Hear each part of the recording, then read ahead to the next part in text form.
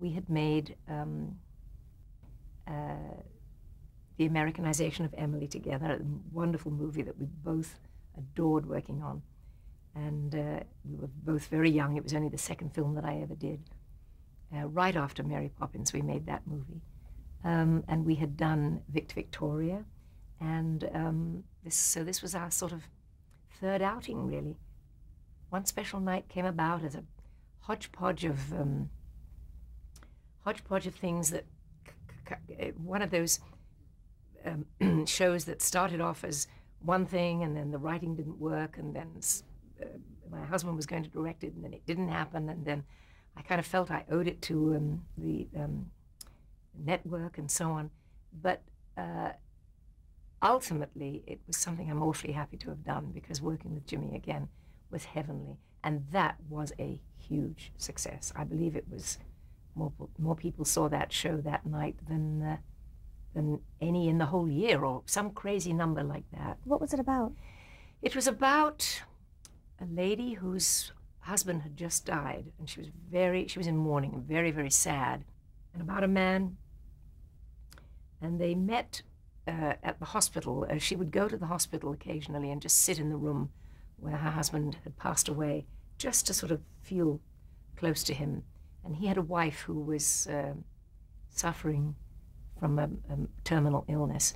And we met and didn't hit it off at all. There was an imminent snowstorm. Leaving the hospital one night, he offers me a lift. And I unhappily and rather churlishly say, "Oh, fine," and tell him to take a back road and a side road, and we don't hit it off at all. We end up in a snowdrift, and the engine dies, and we're stuck in a blizzard. And so we decide to get out of the car and look for somewhere that we could park our bones to be safe, because it was cold and freezing and so on. And over the course of one special night, we exchanged our stories and got to know each other, and in a way fell in love. And of course, he was still married to his wife, who had a terminal illness, and we agreed to meet just to get together.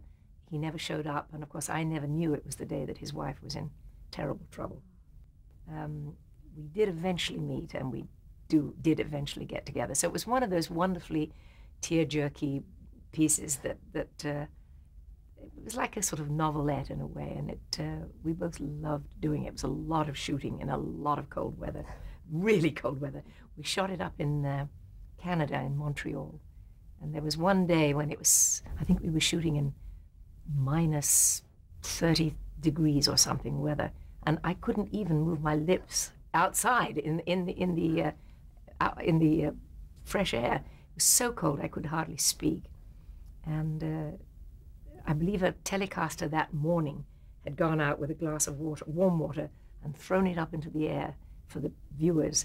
And as it hit the ground, it was already snow. It was that cold. Wow. So it was an interesting shoot, as you can imagine.